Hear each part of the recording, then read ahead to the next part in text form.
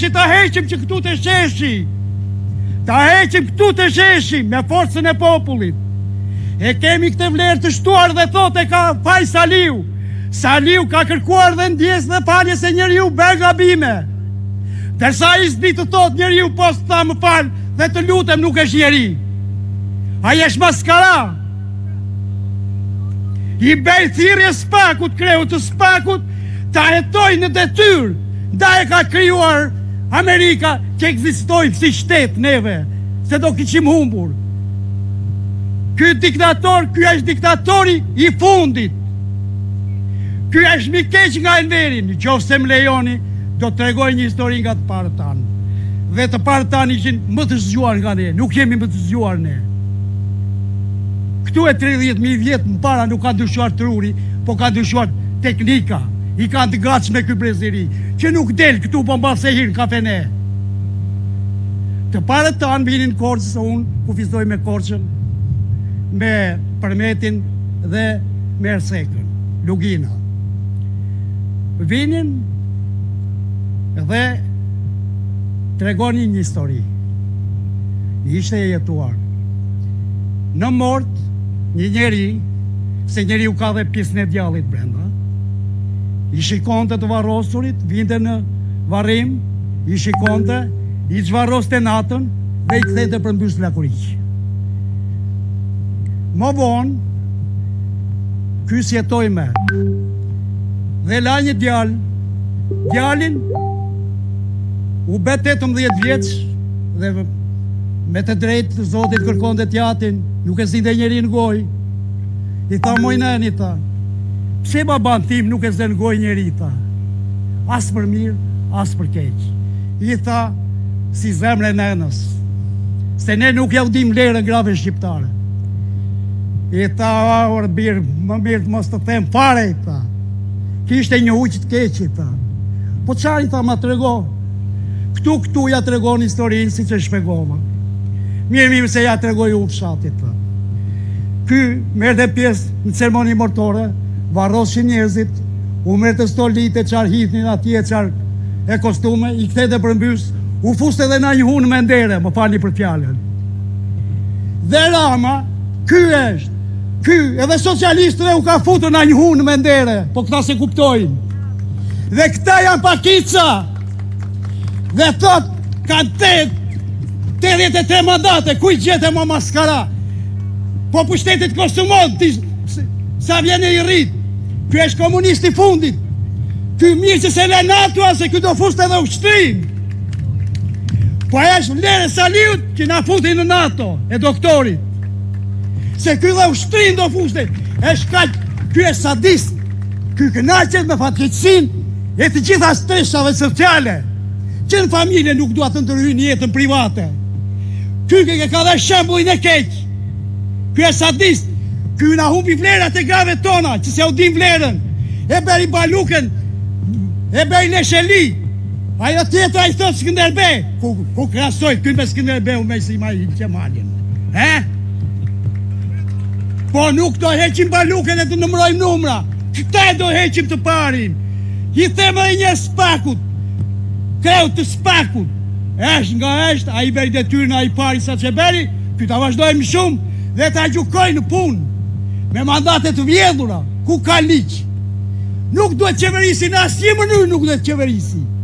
Se sa vjen e shton malin me vjedhje. Dhe u bë një thirrje, të më falni, jo të përçar. Lapajnë e morën Iran me bidona me se Iran. More interesat janë të përbashkëta, të gjitha shtresat sociale janë prekur. Ky mandat e ti vjetë, ky sa më shumë konsumohet më ashtu, dhe të regonem i me zgjedhjet me tallava, turp, me gra, me tallava. Ky ka humbur vlerat e kombit ton. Dhe, si përfundim dua të them, nuk do të shpërdoroj fjalën e Sali Berishës, ja ka marrë takime te.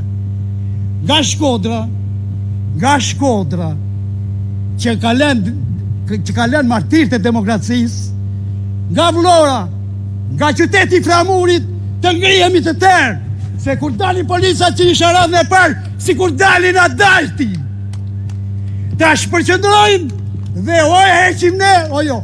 Jo Maduro, jo këto. Forca e popullit. Ne i kemi qëndruar ushtrive dhe keqja na ka ardhur në armiqt e vendit. Në armiqt e vendit. Dhe, si përfundim dua të them, Konica ka thënë, ne Shqipërinë do ta bëjmë dhe për inat shqiptarë. Unë them se ne do ta bëjmë Shqipërinë dhe për inat komunistëve. Ky është diktatori i fundit. Ju falemderit për kohën që më dhatë, falemderit doktor Sali Berisha.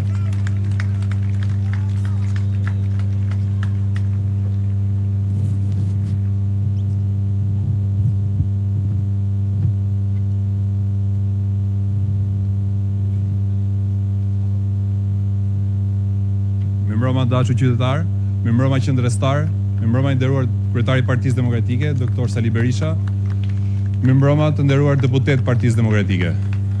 Unë sot do mbaj një fjalë drejtuar atyre që na ndjekin nga ekrani, që nuk janë këtu prezent me ne. Të nderuar qytetar, të nderuar prindër, të rinj, biznesmen, punëtor, pensionist, vëllezër dhe motra shqiptar. Sot është foltorja e parë për vitin e ri 2026, i cili nisi me zhvillime shumë të rëndësishme ndërkombëtare, me lajme të këqija për diktatorët dhe autokratët, por me lajme të mira për qytetarët që kërkojnë demokraci, liri dhe zgjedhje të lira dhe demokratike. Një narko-autokrat, si Nicolas Maduro, u arrestua nga forcat speciale të ushtrisë amerikane. Një mesazh shprese për qytetarët se narkoshtetet nuk mund të zgjasin për gjithmonë dhe ato e kanë një fund. Ajo ngjarje duhet shërbej edhe për të frymëzuar njerëzit e lirë dhe të ndershëm në Shqipëri, që të reagojnë ndaj padrejtësive, keqeverisjes, korrupsionit galopant dhe shpopullimit në narkoshtetin e krijuar nga Ra Maduro i Shqipërisë. Ne duhet të kërkojmë të mblidhemi të gjithë këtu jo si të majt apo të djathtë, as si socialist apo demokrat, por të mblidhemi si qytetar shqiptar të një vendi që po vidhet, që po keqeveriset dhe po zbrazet çdo ditë. Ne duhet të mblidhemi e t'i japim një shkelm qeverisë, sepse po pengon drejtësinë të bëjë punën e saj. Prokuroria e posaçme ka dorëzuar një dosje me 10.000 faqe prova ku akuzon zëvendës kryeministren dhe ministren e infrastrukturës për shpërdorim të parave publike, gati 1 miliard euro të taksapaguesve shqiptar. Ka kërkuar heqjen e imunitetit për të arrestuar sepse ekziston rreziku i prishjes së provave. Por kryeministri Ra Maduro, për herë të parë që prej kohës që është në pushtet, nuk e dorëzon një bashkëpunëtore të saj dhe e mbron nga drejtësia. E zvarrit procesin, e çon çështjen në gjykatë kushtetuese, sepse nuk po mbron ballukun, por po mbron veten e tij. Në dosje dalin fakte shumë të ëndritse. Pagesa për mediat për të mbajtur linjën editoriale, tendera të paracaktuar para se sa të shpalleshin, shteti i kthyer në bankomat për një grush njerëzish. Dhe si të mos mjaftonte kjo, del në pa edhe ajo që u denoncua nga ish bashkëpunëtori kryeministrit Rama, Arben Ahmetaj, lidhja e pushtetit me krimin e organizuar. Sot akuzat që dikur u quajtën shpifje dhe jo reale, por rezultojnë të vërteta.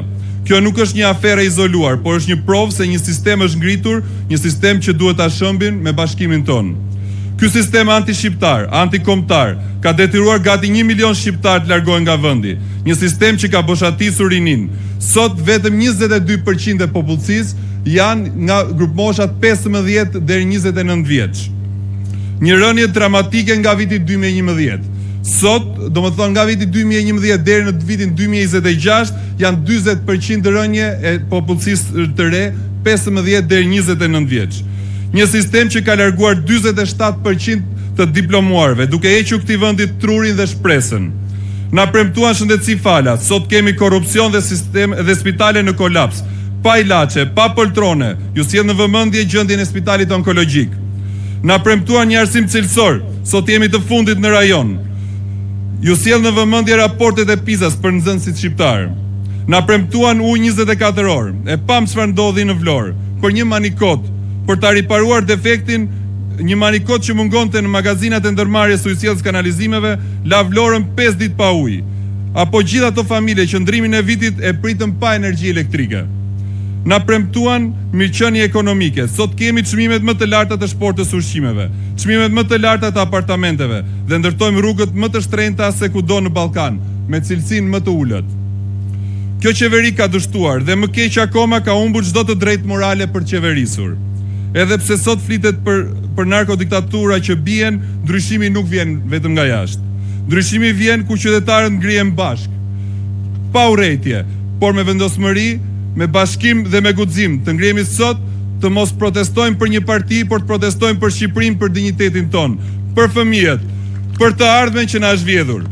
Prandaj bëj thirrje çdo shqiptari, atyre që kanë votuar majtas, atyre që kanë votuar djathtas, atyre që nuk votojnë më nga zhgënjimi. E janë të gjithë së bashku, sepse të gjithë jemi vjedhur njësoj, të gjithë jemi ke qeverisur njësoj, dhe vetëm bashkë mund ta ndryshojmë këtë realitet. Ky është çasti i dur, çasti i qytetarëve shqiptar, ky është çasti i Shqipërisë. Dorëheqje, qeveri teknike, zgjedhje të lira dhe demokratike. Këto janë kërkesat tona.